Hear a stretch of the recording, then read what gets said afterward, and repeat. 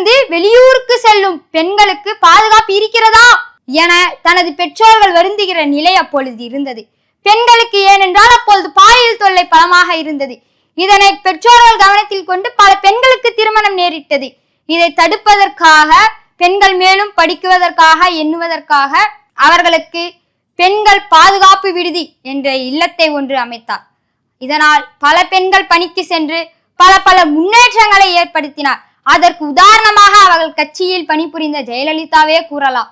விதவை மற்றும் ஆதரவற்ற பெண்கள் பொருளாதார ரீதியாக பாதிப்படைய கூடாது என்பதற்காக, தன் நல்ல மனதில் கள்ளம் ஏற்படக்கூடாது என்ற ஒரே ஒரு நோக்கத்திற்காக பெண்களுக்கு உதவித்தொகை என்னும் திட்டத்தை ஏற்படுத்தினார்.